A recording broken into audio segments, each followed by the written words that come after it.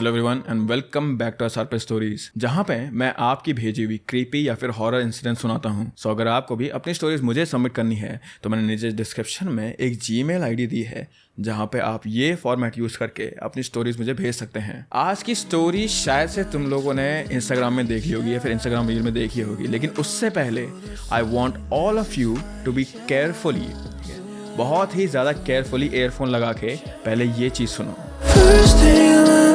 First thing you wanna try to stay Saturday night क्यों हम मुझसे खफा क्यों हम मुझसे छुपा दर्द जो है तेरा साथिया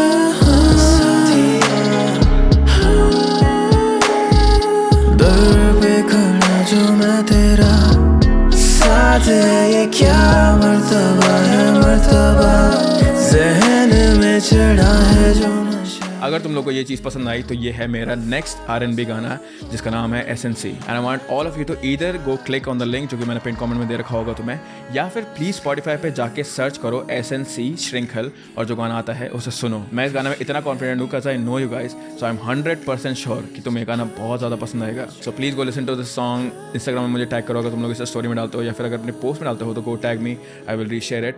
बट अब वापस आ जाते हैं इस वाले स्टोरी पर। हर किसी के लिए जो सेफ स्पेस होता है वो उनकी माँ के पास होता है। हमें जब भी कोई प्रॉब्लम आती है तो हम सबसे पहले अपनी माँ के पास जाते हैं, स्पेशली छोटे बच्चे, क्योंकि वो पूरी तरीके से अपने मॉम पे डिपेंडेंट होते हैं। सुबह आँख खुलने से रात को सोने तक बच्चों को कांस्टेंट अटेंशन चाहिए होता है जो कि सिर्फ एक माँ दे सकती है उन्हें। लेकिन अगर किसी बच्चे का सबसे बड़ा खतरा उसकी माँ ही हो तो ये इस बच्चे के लिए कितना ज़्यादा ट्रॉमेटाइजिंग होगा, लेकिन उस माँ पे क्या बीत रही होगी। तो SNC सुनने से पहले तुम लोग को मैं आज एक कहानी सुनाना चाहता हूँ जो कि है महोबा उत्तर प्रदेश की।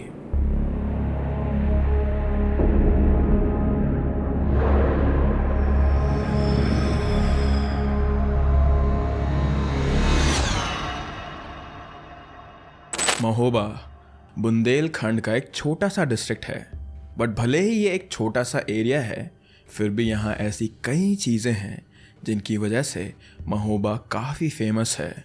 महोबा को स्पेशली 9th सेंचुरी में बने ग्रेनाइट सन टेम्पल और सेनापति महल के लिए जाना जाता है। महोबा चंडेला डायनेस्टी का कैपिटल भी था एंड 12th सेंचुरी में पृथ्वीराज चौहान और अलाउद्दीन का युद्ध भी यहीं हुआ था, जिसकी वजह से महोबा को द लैंड ऑफ वॉरियर्स भी कहा जाता है। इसके साथ साथ महोबा के और भी काफ़ी नाम रहे हैं जैसे कि केकाईपुर, पटनापुर, रतनपुर, और क्योंकि इसे महोत्सव नगर भी बोलते थे इसीलिए फाइनली यहाँ का नाम महोबा रखा गया था। महोबा की एक और खासियत है जिसकी वजह से इसको काफ़ी जाना जाता है और वो है यहाँ के पान। महोबा में पान काफ़ी फेमस है और यहाँ जगह जगह पान शॉप्स तो मिलेंगी ही, पर यहाँ से पान के पत्ते दूसरी जगहों पर भी भिजवाए जाते हैं। और यही रीज़न है कि महोबा में काफ़ी सारे फैमिलीज़ हैं जो पान की खेती करते हैं। और एक ऐसी ही फैमिली थी सुरेश और प्रिया की। सुरेश और प्रिया महोबा के ही रहने वाले थे। उन दोनों की नई नई शादी हुई थी और अपना घर चलाने के लिए सुरेश पान की खेती करता था। वो दोनों ही अपनी लाइफ से काफ़ी खुश थे और शादी के कुछ ही साल बाद Priya got pregnant and they couldn't have been more happier. Priya की प्रेगनेंसी काफ़ी स्मूथली निकल गई और उसके 8 महीने कंप्लीट होने के बाद उनकी फैमिली ने प्रिया के लिए गोद भराई का फंक्शन भी करवाया। उनके घर के सामने ही एक बड़ा और पुराना पेड़ था जिसके नीचे गोद भराई का फंक्शन अरेंज किया गया था। प्रिया इस फंक्शन के लिए काफ़ी खुश थी। उसने एक अच्छी सी साड़ी पहनी और तैयार होने के बाद उसे वहाँ पेड़ के नीचे बैठा दिया गया था। पूजा स्टार्ट हुई और सब कुछ अच्छे से ही हो रहा था, पर तभी अचानक सेरेमनी के बीच में ही प्रिया को सीजर हुआ और वो वहीं बेहोश हो गई। हर कोई ये देखकर घबरा गया और प्रिया को तुरंत हॉस्पिटल ले जाया गया। But the weird thing was कि डॉक्टर्स ने प्रिया की सभी रिपोर्ट्स नॉर्मल बताई और बताया कि प्रिया और बेबी दोनों ही बिल्कुल हेल्दी हैं और उसे घर ले जाने के लिए कह दिया गया। प्रिया के घर वापस आने के बाद उसे दोबारा कभी ऐसी कोई दिक्कत नहीं आई और कुछ ही दिनों के बाद they were blessed with a baby girl जिसका नाम उन्होंने माया रखा था।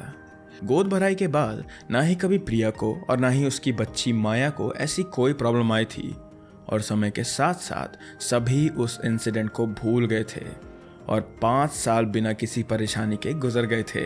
वो तीनों ही काफ़ी अच्छे से अपना जीवन जी रहे थे। They were very happy and content with their life, but शायद ऐसा ज़्यादा दिनों तक नहीं रहने वाला था और जो उनकी लाइफ में आगे होने वाला था उसका अंदाज़ा उनमें से किसी को भी नहीं था। एक रात उन सभी के सोने के बाद कुछ आवाज़ की वजह से सुरेश की सडनली आँख खुली, बट उसने देखा कि प्रिया भी पहले से उठी हुई थी।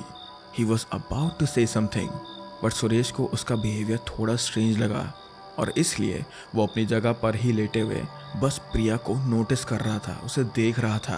प्रिया बैठी हुई थी और कंटिन्यूसली माया को घूरे जा रही थी। She was swaying back and fourth और वो कई घंटों तक इसी तरह माया को देखती रही। सुरेश को प्रिया का ये बिहेवियर और तो लगा, बट उसने प्रिया से कुछ कहा नहीं और कुछ देर बाद उसकी खुद की आंख लग गई थी। पर सुबह उठने के बाद प्रिया बिल्कुल नॉर्मल थी और सुरेश ने भी इस बारे में कभी भी प्रिया से कोई बात नहीं करी। बट अगली रात को फिर वही सब रिपीट हुआ। प्रिया उठ के कहीं घंटों तक बस माया को घूरती रही और ये सब अब डेली होने लगा था और कुछ दिनों के बाद इवन शाम को भी प्रिया ने ये करना स्टार्ट कर दिया था। वो अपना सब काम छोड़कर बस माया को घूरती रहती।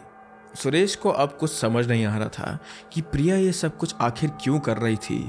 प्रिया ने सारे काम करना छोड़ दिया था, कभी कभी तो वो खाना भी नहीं बनाती थी और माया भूख की वजह से प्रिया के आगे रोती रहती थी, पर उसे कुछ फर्क नहीं पड़ता था, जिसकी वजह से दोनों प्रिया और माया की हेल्थ बिगड़ती जा रही थी। जब प्रिया के बिहेवियर में कोई सुधार नहीं हो रहा था, तब to ensure the safety of her daughter, Suresh Maya को जितना हो सके प्रिया से दूर ही रखता था। जब वो खेती करने या अपने किसी काम से बाहर जाता था तो वो माया को अपने ही साथ ले जाता था। प्रिया हमेशा से ही काफ़ी शांत नेचर की थी, बट अभी कुछ दिनों से उसे काफ़ी जल्दी गुस्सा आ रहा था। कभी वो घर का कोई सामान उठाकर फेंक देती तो कभी खुद को ही हर्ट कर लेती। माया इतनी छोटी थी कि उसे समझ नहीं आ रहा था कि उसके फादर उसे अपनी ही माँ से दूर क्यों रखते हैं, बट सुरेश को डर रहता था कि अगर उसने माया को प्रिया के साथ अकेला छोड़ दिया तो वो उसे चोट पहुंचा देगी। ये सारी चीज़ों से परेशान होकर सुरेश प्रिया को डॉक्टर के पास भी लेकर गया, बट प्रिया की हर एक रिपोर्ट हमेशा नॉर्मल ही आती थी और अब सुरेश को अपनी वाइफ की हेल्प करने के लिए कोई भी ऑप्शन नज़र नहीं आ रहा था। एक रात माया के सोने के बाद प्रिया अपनी जगह से उठी और बेड के किनारे पे खड़े होके माया को फिर से घूरने लगी। जब सुरेश ने ये सब कुछ देखा तो उसने फाइनली प्रिया से पूछा कि तुम सब ये आखिर क्यों कर रही हो। ये सुन के प्रिया ने अपना सर नीचे किया और एक स्ट्रेंज वॉइस में उसने सुरेश से कहा, मैं इसे अपने साथ ले जाना चाहती हूँ। ये आवाज़ प्रिया की नहीं थी, जिसे सुनकर सुरेश को थोड़ा डर लगा, but still keeping his calm and composer उसने प्रिया से पूछा कि कहाँ ले जाना चाहती हो, जिसके जवाब में प्रिया ने कहा, जहाँ से मैं आई हूँ इसे भी मुझे वहीं ले जाना है। और ये कहते ही वो जोर से हंसने लगी और जैसे ही उसने ऊपर देखा तो सुरेश अपनी आंखों पर यकीन ही नहीं कर पा रहा था। प्रिया की आंखें कंप्लीटली रेड हो गई थी, उसके पूरे फेस पर ब्लिस्टर्स आ चुके थे and her mouth was twitching. Suresh complete shock में था और वो कुछ भी एक्शन ले पाता उससे पहले ही प्रिया उसकी तरफ भागी and she started attacking him. Suresh ने खुद को प्रोटेक्ट करने के लिए प्रिया के सर पे जोर से मारा, जिसकी वजह से वो बेहोश हो गई and without wasting a single minute Suresh Maya को लेकर और प्रिया को घर में लॉक करके वहाँ से भाग गया। अब सुरेश को ये समझ आ चुका था कि जो भी प्रिया के साथ हो रहा है वो नॉर्मल नहीं है। इसीलिए हेल्प लेने के लिए सुरेश अपने गांव के एक पंडित जी के पास गया, जो पहले भी ऐसे केसेस से डील कर चुके थे। पंडित जी को सब बताने के बाद उन्होंने सुरेश से उन्हें अपने घर ले जाने के लिए कहा। क्योंकि वो रात का वक्त था इसलिए पूरे गांव में शांति फैली हुई थी। इवन सुरेश के घर में भी सब शांत था। He was about to open the gate of his house, but तभी पंडित जी ने उसे ऐसा करने से रोक लिया। वो वहाँ एक स्ट्रॉन्ग नेगेटिव एनर्जी को फील कर सकते थे। उन्होंने सुरेश से माया के साथ वहीं बाहर रुकने के लिए बोला और सभी पूजा का सामान लेकर वो अकेले ही अंदर चले गए।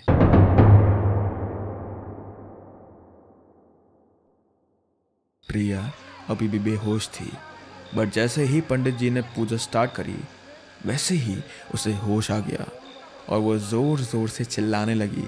प्रिया की चीखें इतनी तेज़ और दर्दनाक थी कि उसकी वजह से आसपास के सभी लोग अपने घरों से बाहर आ गए थे। पंडित जी ने अपनी पूजा स्टार्ट करी और कुछ मंत्र पढ़ना स्टार्ट कर दिया। जैसे जैसे उनकी पूजा प्रोसीड होती रही, प्रिया की हालत और ख़राब होती जा रही थी। उस स्पिरिट ने अब पूरी तरह से प्रिया की बॉडी पर कंट्रोल कर लिया था और अब प्रिया की बॉडी उसके लिए बस एक वेसल थी। पंडित जी ने उसे प्रिया की बॉडी से रिलीज़ करने से पहले उस स्पिरिट से कुछ सवाल पूछे।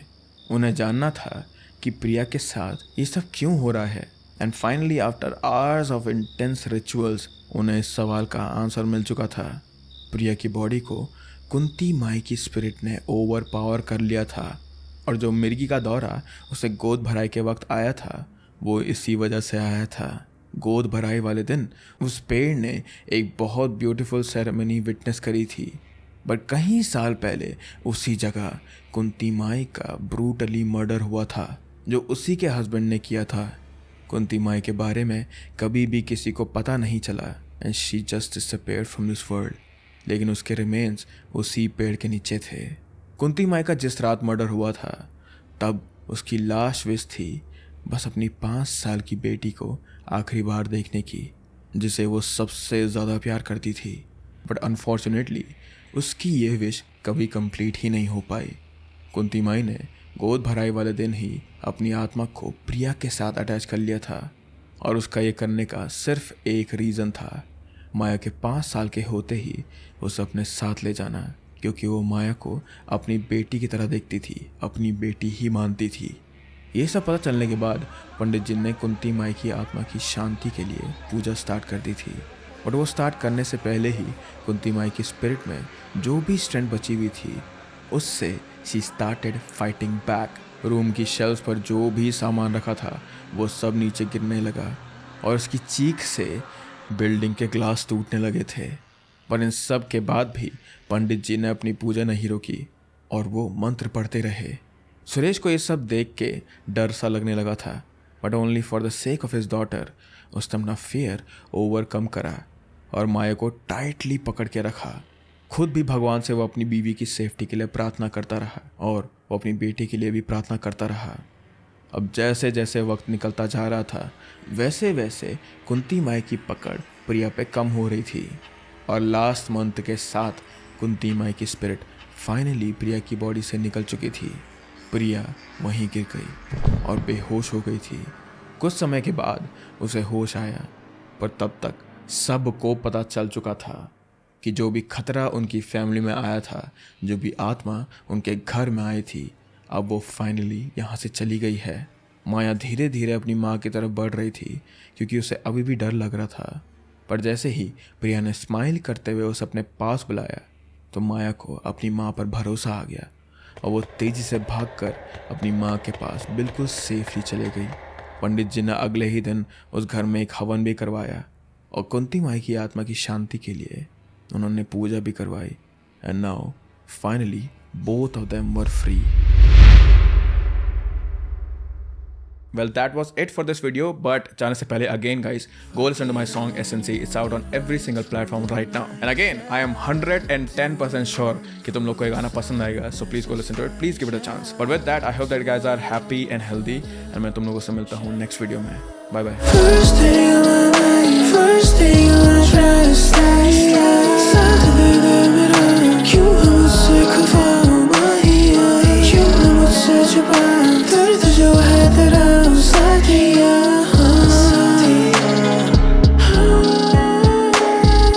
दर पे खड़ा जो मैं तेरा साथ है, ये क्या मर्तबा है मर्तबा, ज़हन में चढ़ा है जो नशा।